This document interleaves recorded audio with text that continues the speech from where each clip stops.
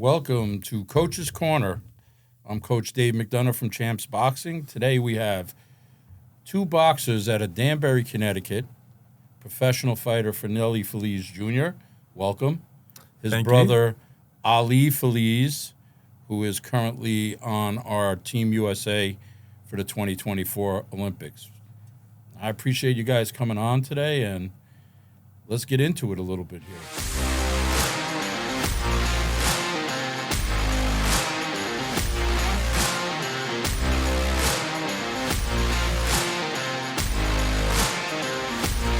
Appreciate you for having us and inviting us to be on your first episode. It means a lot. Yeah, it's only duly right that we recognize Danbury boxing. And look, for a lot of people don't realize the history that we have together in boxing in Danbury, and not only boxing, but our friendship.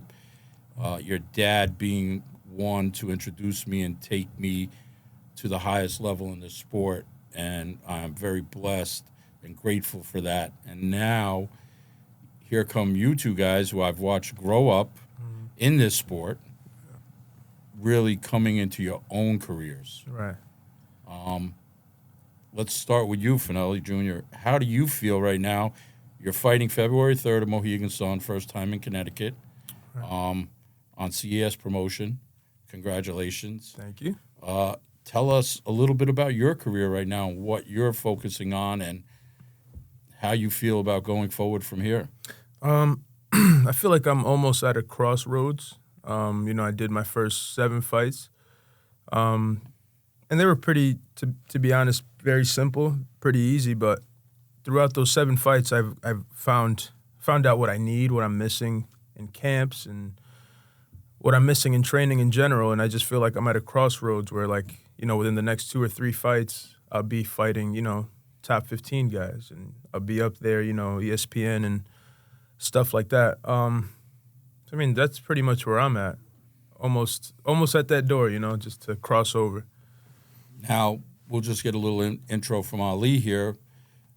You are just coming off a big win, Team USA, out in the Nationals. Congratulations. Appreciate you. You ran the table again.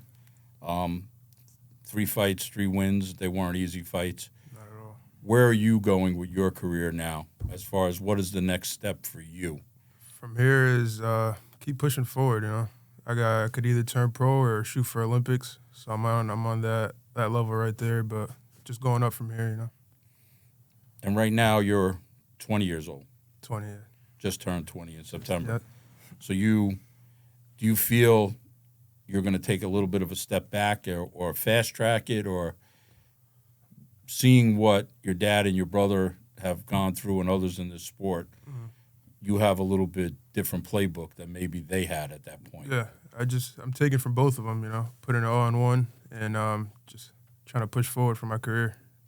I'm still young, and I'm just going to take my youth and use it to my advantage. Awesome. So why don't you guys take me through a little bit of your training right now? You guys train together a lot when you're both in town. Obviously, your dad training you, and what is your routine, and how is that? It's the dynamic of boxing, working with family, dads as trainer. How does that work for you guys? I'd say it's great. It's cool. Sometimes it could be annoying, separating the father relationship from the coach's relationship, but there's nothing better than having your father, someone that loves you. He loves you. He's there for you, in your corner. It's like having you work with us. And obviously your dad brings a lot to the table. He is not your typical father coach. He had a great professional career, high level fighter, working with high level fighters, has a very good pedigree as far as coaching. So it's not your typical dad coaching anywhere else. But knowing your dad, I know the dynamic, and I know that there is challenging moments, not only because you're his sons and his expectation. Right. And both you guys are different. Oh, yeah. 100%. What do you see, Ollie? I don't know. It's fun. I love it. I love having my dad there in my corner. I've had fights across the world with other trainers and stuff, but having my dad is the best. I feel great, especially with him on my team too. My brother helping me out at the gym is just amazing. Great feeling. Yeah, I think honestly, as we know, having, you know, high level work is definitely important. And, you know, let's talk about, you guys are going to be the next look of boxing in Danbury, where we're growing. You know, people don't realize our proximity to New York City and New York, New Jersey area. They think we're Connecticut, we're far away. We've had a lot of success here, you know, going back to your dad, Delvin Rodriguez, obviously Glover Teixeira coming out of Danbury. We have some high-level amateurs coming up, some other fighters training here. But you guys are the next homegrown guys. How does that feel? And what does that mean to you guys? I think it's a big responsibility. You know, it kind of aligns with my passion for life and what I want to do in life, and that's to, like, motivate kids and work with youth. I think we do a hell of a job, like, you know, inspiring these kids, because we're from a small town, and all these kids look up to us. So I think it's a big responsibility, and it's a great thing that we're doing. You know, yeah, that's how I'm feeling. Yeah, I mean, honestly, I think having Danbury, you know, Champs Boxing, we have what it takes to take fighters to the next level. And you guys have, you know, you guys been there at Champs from the beginning. You've, you know, obviously trained with your dad in another, you know, the Harambe Center back in the day, back in the basement at your dad's house. But, you know, now the facility of Champs, you guys pretty much were the beginning entity of the building of that gym. And when there were really no fighters in that gym when we first started, you guys were there. I'm excited to see what the future holds for you guys. It really is, not only to watch you grow up as kids, but now into young men. So, Ali, tell me about some of your experience when you were with Team USA in the training in Colorado. That was the first time you were really away from home and away from your dad. How was that training on a whole? It's been great. It was great work seeing different countries. I've been going there since I was 16. So think about it, it's been a couple of years now, going back and forth. It's great. You see different styles and stuff, and it's just cool, man. It's like, you know, a lot of kids, they go to college. That was my college, you know. So. I mean, you got to wear the colors of the United States. You're treated at a different level. You're treated as an elite athlete out there. The first time you were out there, were you nervous? Did you think you belonged there? I know you've been out there on and off, and what was it like the first day that you stepped in the ring with these guys? I remember I was like super nervous. I thought that the Olympic Center was like a whole bunch of like robot people, you know, because there's a whole bunch of different sports. So I thought everybody was focused, but it was good. Had fun, man. It's like a school, and you do what you love. So I got used to it quick. Now, I know both of you guys, okay, and I know your brother's a little older and has been boxing a little longer than you, and he's had great success also. But real quick, you went to the Pan Am Games as an underdog. Yeah. You came in as an alternate. The original gentleman, whatever, turned it down or couldn't make it. I don't remember the details. Yeah. You come in as an underdog, and you go hog wild out there. Yeah, nobody thought I could do it, you know. I mean, you lost a tough fight to the gentleman from Cuba, which could have went either way. Yeah, it was a close one. It was a close fight. Tell me how you were feeling then. I was really nervous, you know. That was my first international tournament, and for it to be such a huge tournament like the Pan Americans, the first youth one, so it was huge, and I was real nervous, but I did my thing. I had a good camp here back home. I flew out. They called me. It was weird about that. I was supposed to fight 2 days after, so I was already in camp in a different tournament, and then they called me and my dad, and we got on a flight the next. Well, I got on a flight the next day, and whatever happened was history. Yeah. So, that dynamic, how was it fighting without your dad in the corner? Obviously, not there physically. I know he was there in other ways, but not physically. But how was that for you? Now you have a way that your dad had trained you for many years and still training you.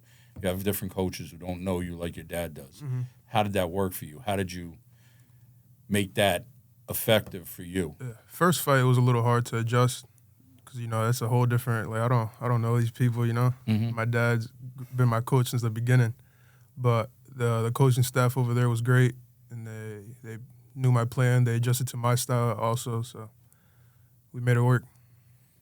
Great. Now, Junior, switching to you. You obviously had a great amateur career.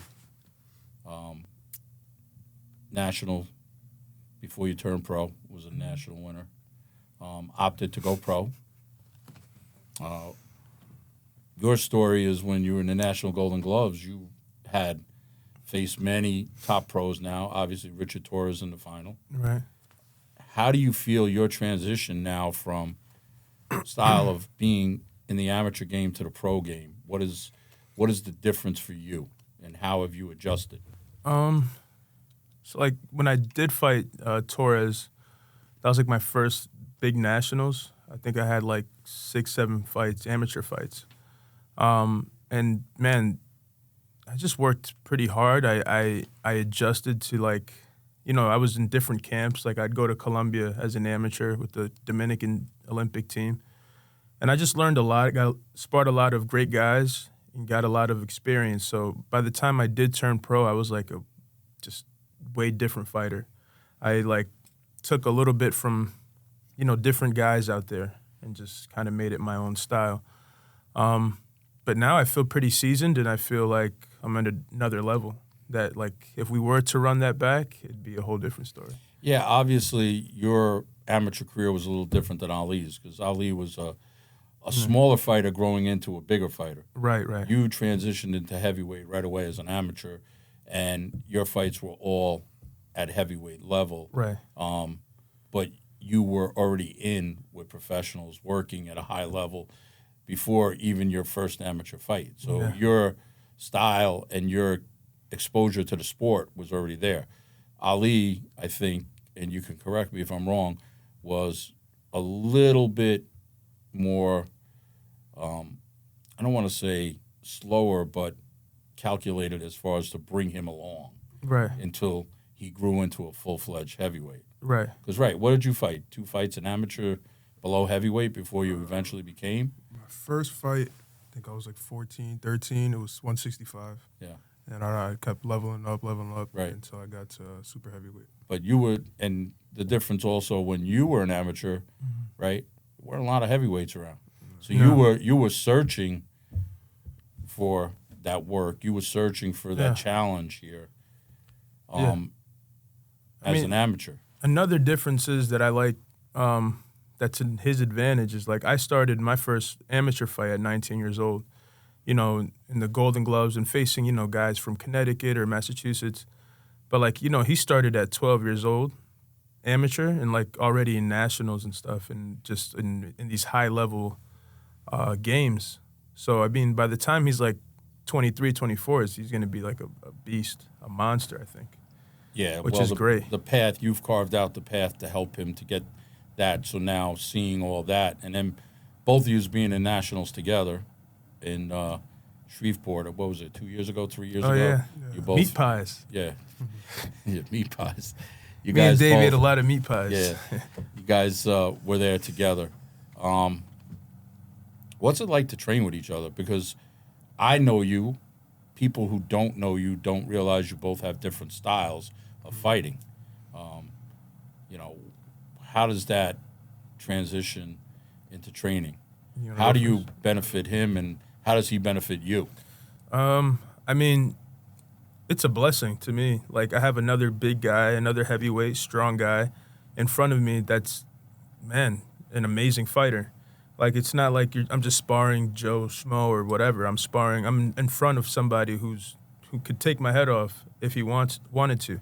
Also, it's 2 different styles. So there's punches that he throws that I look at him and I learn, like, okay, he's turning his body like this and he's doing this.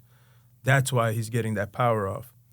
And then vice versa. There's things that I do in the ring, very technical things that he picks up on. So it's like it's a win-win, man. It's like I love it. I hate it when we kind of go our separate ways sometimes, but when we're together, man, we just evolve. Really. Yeah. What do you think, Ali? How does he help you? He helps me out a lot, man. To be honest, he helped me a lot with this. It was him and my dad. He didn't go to nationals for this nationals, but he helped me out the whole camp. And he saw how I was boxing. You know, I got my moves from him, got my moves from my father. I combined it in one, you know. Yeah, it's nice. So how would you describe your style? My style is more like a boxer puncher. You know, I could box when I want, and if I have to take forward, then that's what I like. You know, I like coming forward, taking some heads off. So do you see yourself staying as a heavyweight going forward? Yeah, I want to stay as heavyweight. It's where I feel comfortable. I like going against the big guys. Yeah. Now, Junior, you can go either way, I guess. Where do you feel your best avenue is going to be? I'm going to stick around in heavyweight for a little bit until he goes in there, wins a title. I'm going to win a title at Cruiserweight, and then I'm going to go after his title and make some great money. You know, that'll be a big pay-per-view. So, yeah, hypothetically, if it comes down to it, there haven't been two brothers at a high level of boxing in the heavyweight division. Besides the Klitschko's. Yeah, besides the Klitschko's. I'm sorry, you're right. They're the only ones. They're the only ones. Well, how would it feel if you guys have to come down and fight each other? Been waiting for this. I've been waiting for a reason to kick his butt, to be honest. But no, man, it would never happen, of course. But I couldn't imagine myself fighting him, you know.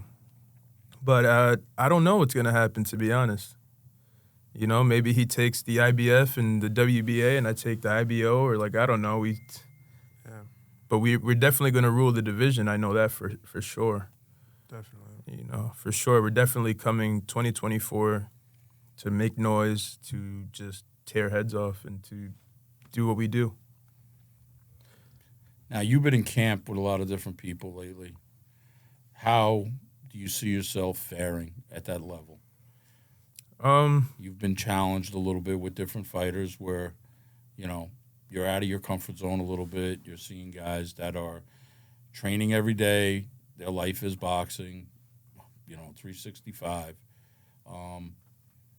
How do you rate yourself? And tell us who you've been training with also. Well, I was recently in the Jake Paul camp. And we were out there with David Adelaide, which is a top 15, top 20 fighter. Great fighter. Strong kid. Jarrell Miller. I've been around, Luis Ortiz's. I was out in Miami with a few other heavyweights.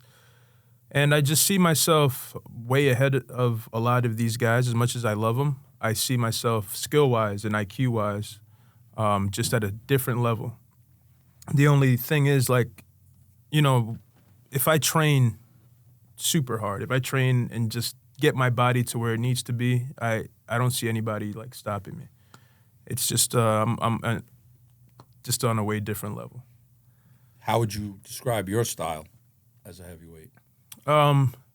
Very slick, patient, fast, but I'd say my IQ. I can make reads and I adjust quickly. If one round doesn't go well for me, I'll sit. Throughout that 1 minute, I'll figure out what just happened and why, and I'll come out differently. I could just adapt. And a lot of guys, they don't have that. They have one style of fighting, and that's about it. Do you emulate a fighter?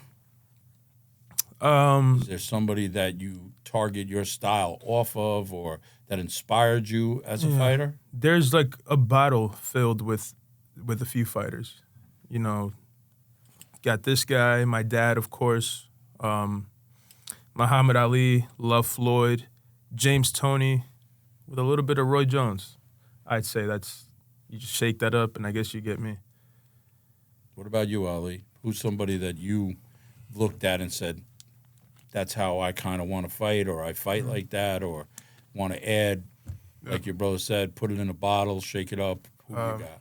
I say again, my brother, my dad helped me out a lot. That style. of the boxing. But I like Vander Holyfield too, who's more in my build. I watched him a lot. Floyd Mayweather also, and Trinidad. I like Trinidad a lot, the left hook. That'll Nice. tell you our different styles right there. Well, look, I know you guys. You know, I've seen you from the beginning to now and kind of know where your styles are. You're definitely different style fighters. There are some similarities with, you know, your dad and everybody else mixed in there, but you're definitely your own two people. You know, if you put your styles together, wow, that would be just ridiculous together. But, you know, I kind of seen where it's at with both of you. You know, Ali is definitely more of a puncher, or more search and destroy. I want to take your head off, where you seem to have more patience and want to keep on the outside and show your skill and show your speed. So I know you're both evolving, but as fighters, and look, the world is out there for both you guys to be successful. So aside from boxing, I'm gonna shoot a couple questions at you. What do you do besides boxing? What do you like? And don't tell me sleep. Sleep, eat. I like a lot of stuff, you know. I like the music. Listen to a lot of music. My brother makes some good beats too, you know. All right. Music, that's about it, man. So Try to stay focused right now. if it wasn't boxing, what would it be? If it wasn't boxing. It wasn't boxing. Car dealer. Take over my pops, you know. There you go. Now, Fernely Jr., I know you're involved in the arts. You like music. You like everything else. What would you do if you weren't boxing? I'd be an entertainer. I'd be all over social media. Just you'd see a whole bunch of my videos everywhere. Like as far as funny content, music content, or you know, even this like podcasts. I'd just focus on content creating, which is something I'm pretty good at. So do you think it's a way now for you to transition boxing into your second career? Will boxing help you? Oh, for sure. feel? It has been helping me as of late. So, you know, I create characters for each fight, and I show up as this character. And I go to the weigh-ins as this character and everything. So I make cool promos and videos for these fights. Tell us how that came about. Now, I know I watched your last clip, and it's pretty good, and you do have different characters. How did that come about? The actual, like, having characters in boxing, or just... No, the thought process of your videos prior to your weigh-ins, the characters, what you put into thought process, and... I mean, I this is something I started my first amateur fight ever. I went in a trench coat with a blonde wig. Like, I just said, this is how I'm going to stand out. Besides, you know, letting my talent speak for itself, I have other talents where I can really stand out in the boxing game.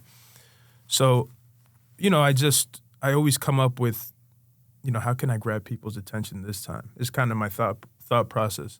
What can I do? What can I wear what could this character wear or do this time to really get people to watch and to, you know, be involved, I guess. And something I'm going to continue to keep doing, and you'll see on pay-per-views when I make it to that level, it's going to be the same thing, just at a higher scale. And, yeah, I mean, pretty much it. Now, Ali, you're more of a blue-collar guy.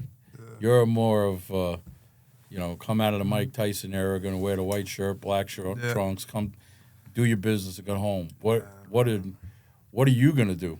What is your... I'm going to let the hands speak, you know. I'm gonna get the knockouts. I'm gonna get people like that, you know, to watch my fights, to want to watch my fights, like the Tysons. You know, they wanted to see a knockout. That's what I'm here. That's what I'm here for, you know. All business. All business. Not too much talking, you know. So we need to kind of go back and tell a couple of stories about you guys when you were younger. I think it's kind of interesting. Now, obviously, Junior, you were put in a lot more than Ali was because you were a little older, and you know your dad was not easy on you in the sense of a dad. Yeah. He put you out there to challenge you, and you know, to see, and obviously, you were able to be challenged because of your ability. It wasn't that you were over your head, Right. but you feel help or hindrance with that. I feel like in order. Now, as a kid, I'm sorry Yeah. not to cut you off, but No, as you're a kid, you're a young kid Mm-hmm. in there with sometimes grown men or older kids. Yeah. To be honest, at that time, you know, even till this day, all you want to do is make your father proud. So I mean, I at that age, I didn't really think, oh my God, like this is too much for me or too crazy. At that time, you just kind of like look at your dad and kind of say, okay, this is what I'm doing, and try to make him happy and proud as much as you can. Because especially like, you know, he was like everything. You know, as a kid, Absolutely. your dad is everything to you, and like he was like Superman, especially at that time. He was professionally boxing still, and yeah, man, he would put me in there with some good guys or whatever, and just like that's how I was able to get that confidence and find my talent, I guess. Yeah. And then, just you know, laughs in the obviously, corner. he was still boxing in a sport that you wanted to pursue. Mm-hmm. So you have a role model there. Ali, you took a different path. Now, Ali? you were kind of, I don't want to say slowed down, but maybe it was because of the way you were growing still. You were in between a lot. Yeah. But you really didn't take off in your career till you started hitting nationals, and then it was just the last 3 years have been wildfire for you. Yeah, I've been really in the back, you know, just watching them go, learning from them, and then taking that each time, you know, staying quiet, doing the trainings myself sometimes, and just watching it until took that big fight. I think only my third fight was my first nationals. You know, I've been fighting nationals each time. It's all been big tournaments. Right. Thank God, and they've been coming out great victories. Now, both of you haven't really had a lot of amateur fights, okay? And there's a lot of discussion in boxing today about should you have a lot of amateur fights, should you not? I have my opinion. What do you guys think? Because what Ali just said, fighting in tournaments, high-level nationals, do you feel having the amount of amateur fights right now or having more would have helped you? I say what you said at the gym last night. It's quality, you know, quality work, not quantity. I think, like he says, he fought in big nationals. Whether he won or lost, he fought against the best. So, you know, what I'd say to amateur fighters now is, you know, don't focus on having 300, 400 fights and then, like, you burn some guys burn themselves out. You know, not everybody could do that. It's good to have. That's amazing. You get experience, but you also get experience in these tournaments. You know, you can have a few club shows and go to these tournaments and try to win them. And you're going to be fighting the best. So whether you win or lose, you lose or win against the best in the nation. Now, obviously, you guys are both very fortunate. No major injuries, no anything. And I think that comes from also not being put in there week after week, month after month, year after year, just being thrown in. And, you know, it's definitely you need to be healthy to work your craft and to have a quality training. Right. And I know your dad is very protective and very smart about how he gets you training, sparring, and fights that you guys choose. Now as you're growing and you're starting to see that, what do you feel as a pro is the amount of fights you want to see a year as you're growing your career? I'd like to do, so like I said earlier, I'm at that crossroads. I'm at 7 fights. I'd like to get to at least 12-0 this year. You know, at least 12-0. So 4 fights this upcoming year would be ideal for me. And then I'd be able to just go to the main stage, man, big stage. Fight one Now, of these guys. Who are you looking to target? In your mind right now, you're talking 4 fights. There's some names out there that could help your career. Whoever wants it, baby. Whoever. No, I'm kidding. No, but Good honestly, answer. whoever wants it. I see some guys on social media calling out other guys, but my name hasn't hit the radar. I'll be the guy. I'll be the first guy to allow somebody to call me out. But I will say that none of these guys could beat me. None of these guys in the top 10, top 5 at cruiserweight or heavyweight can beat me. None of them. They can, that's by the time I'm 10 or 11 and 0, I'm going to be a whole different monster. And at that point, it's going to be very hard and tricky, and I'm going to make every fighter's life in that ring a living hell, based off my ability, my technique, and just my thought process in the ring. Nobody can match it. There's guys that are taller, bigger, stronger, but my mind game in there is just unmatchable. Ali, so now for you, you're starting. You're sort of at a little bit of a crossroad of where you're going to be. If you go the pro route, how much are you looking to fight right away? And definitely starting out to be smart and to build you properly. Mm-hmm. Definitely, I want a smart team. I haven't made no commitments with nobody, but I want a smart team. And I want to fight at least six, 7 times my first year or first couple of years. I want to fight a lot. I want to stay busy. I don't need to take too much time off. I'm ready to go. I got great experience in the amateurs, and I'm ready to go to the pros, and take over. Yeah. Awesome. Couple quick questions. Favorite foods? Steak and potatoes. That's my meal right there. And don't say meat pies. No. Honestly, I don't know, man. I don't really have a favorite food, to be honest. There's I don't know. What would you say? His favorite food is McDonald's. That's not true, man. I don't know. I don't know. When I'm off camp, I like fried food, man. I like empanadas. I like the pizzas. Yep. I like the pasta. I like it all, Dave. What can I tell you? All right. I'm a big guy. Yeah. Well, that's good. You don't have to cut weight, right? No, I don't have to. We don't have to cut weight. Favorite sport teams? What sport? Favorite sport team? Throw it out there. Basketball, I like the Clippers. Kawhi, Paul George. I like it over there. Clippers are cool. I'm a big LeBron fan, man. Wherever LeBron goes, that's my team. Right now, it's the Lakers. I love LeBron, man. He annoys me sometimes, but can't blame him. He's 39 and still doing his thing. All right. Who would you want to be in a foxhole with, Ali?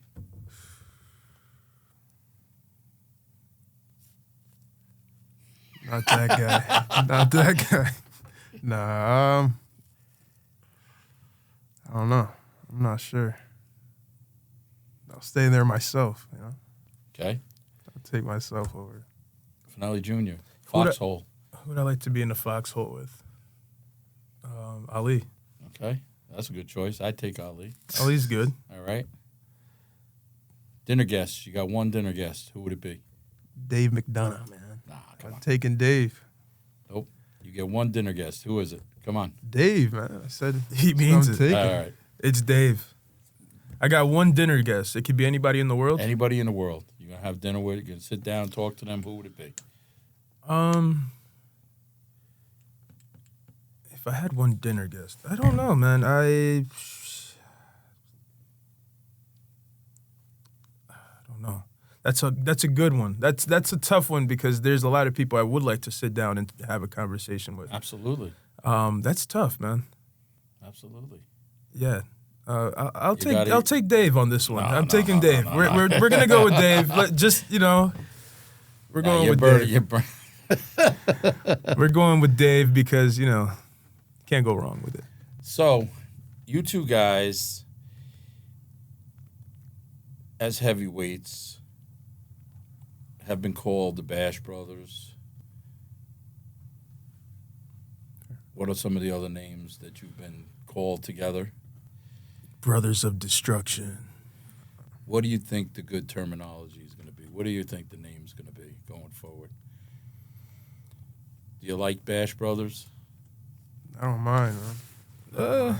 I don't know if someone could come up with a name where it's like we want to be like role models as brothers. You know, I see it like nowadays. Sometimes it's not even cool to hang out with your younger brother, vice versa, older brother. Like, to be honest, when I'm around him, like, I feel like we're the same age. I give him that respect and that space of like, you know, I know what age he's in. He knows my age. Like, it's not even about that. We want to be role models to brothers and siblings. Like, yo, those guys are best friends. They're shoulder to shoulder. So if there's a name out there that can, you know.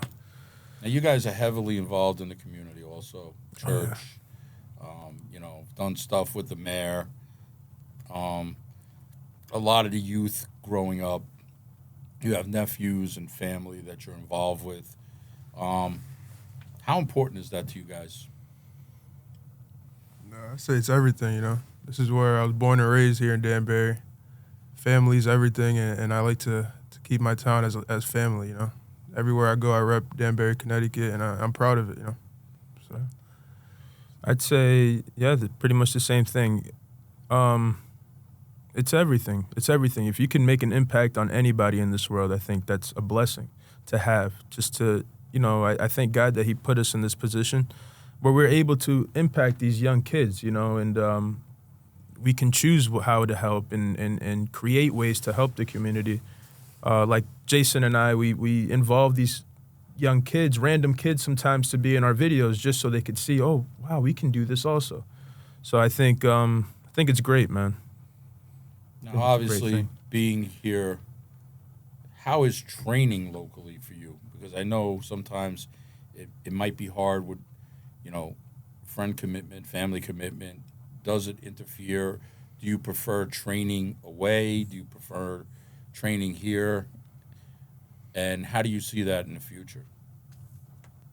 Well, the other day I came crying to the gym and I was like, Dave, I got to get out of here because, you know, sometimes we allow like certain things to distract us. So, I mean, I like when I leave. I like when I go to Miami or go to Vegas or go wherever I go to spar or for training. But then, you know, I also love the hometown feeling because we have a great support system, man, and we have great coaches like yourself and my father to look after us and to tell us what we're doing. And you guys really care, you know. That's very important. You know, I can't say I have the same thing when I leave. The only thing I don't have is distractions. But talk about great coaches and people that love and care and do above and beyond, like you and my father. I think can't beat that. We have man. Benny Little. I mean, Benny Little. I'm sorry, just, Ben. You know what? And you know, I get the point. And you know, back to our conversation about you leaving. I think sometimes it is good to leave to see what it's like out there. Right. You know, Danbury's always going to be here, but I think sometimes you have to venture out of your comfort zone to see, you know, what the world is like out there a little bit. And, you know, it kind of puts you where, hey, I belong in this game. I belong to do this because now you go across the country, especially you, Ali, a lot of talented, and, you know, you and Cam. Also, you're performing with your peers. Now you get to answer the question, I belong at this level. Right.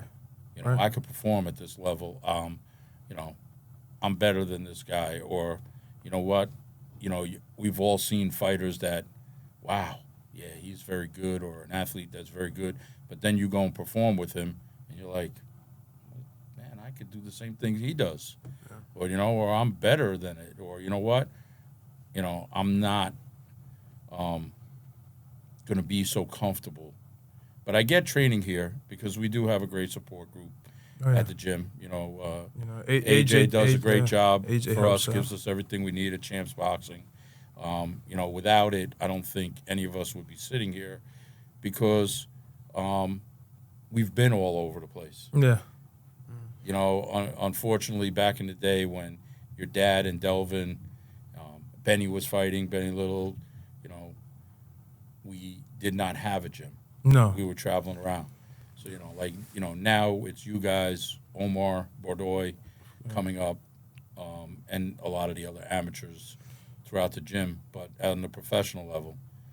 So, plus we're getting people coming in from other areas now to to work with us, and we're able to get sparring coming in from other gyms to us where we had to travel years ago. You know, AJ has a great mind, man. And, he's an awesome human being. You know, he's very creative, just like I am. And, you know, he created a good spot and a system for us to, like, you know, especially in the amateurs, like, Right. you know, he helped us out a lot. And he, like you said, man, he opened up champs with my dad. And it's a great facility, great place to train, great, you know. Yeah, we're just growing, you know, and the more success we have with guys like you, and that inspires the kids that are starting out that come in there. They want to get better. They want to train. They see you guys in there training. You know, it's like, you know, you guys are getting ready for fights, and there are young kids watching you there. Right. You know, that's an inspiration right there. And, you know, I know you're very helpful to them, you know, when you guys are in town and when you're training, which is right now. So I want to thank both you guys for coming in, especially on my first show. Thank you. Appreciate it. I think it's a good segue with bringing Danbury and Scrap City boxing back into effect here. Yeah. You know, people overlook us, but don't realize we're pretty soon going to have maybe 4 or 5 guys in the top 20 in boxing out of Danbury, Connecticut. For sure. And then, you know, we obviously got Glover, former world champion at UFC, who your dad helped coach. But once again, I appreciate you guys coming in. You know, it means a lot to me, and I wish you both a lot of success. Yeah, and likewise, I think I speak for the both of us when I say this. You know, we go way back, man, and I just wanted to personally, you know, show my appreciation and let you know how thankful I am for you as a person and what you were to my father. And, you know, he introduced you to the boxing game, but you also, like, gave him and gave our family something, which is love. And, you know, you would always drive us to the sparrings. You know, I'd be a little kid sitting in the back, and you always played your 93.7. Yeah, you always drove us, whether if it was Newburgh, New York, or wherever the heck we went. You know, you were always driving and always took care of us, and, you know, food or whatever. And just it was an awesome experience, man. Man. It worked both ways, you know. No, like, of course. Like Ali said earlier, his college was Colorado. My college in boxing, I was very blessed because your dad put me at the highest level. I didn't have to come up through the ranks and learn the amateurs, and I was able to be around not only himself but top trainers learning, doing my internship, and that I'm blessed for. But you know what? We've had a friendship, and it's a lot more than that. Yeah. And here we are today. I get to watch you two guys. Of course, you know. Right? But I appreciate yous, and I wish you much luck. February 3rd, Mohegan Sun, Feliz Jr. on CES Promotion. Stay tuned for Ali Feliz. News coming on him, what his next move will be. But keep an eye on these two gentlemen in the boxing world. They're names to be reckoned with. Yes, sir. Thank you so much. This is great.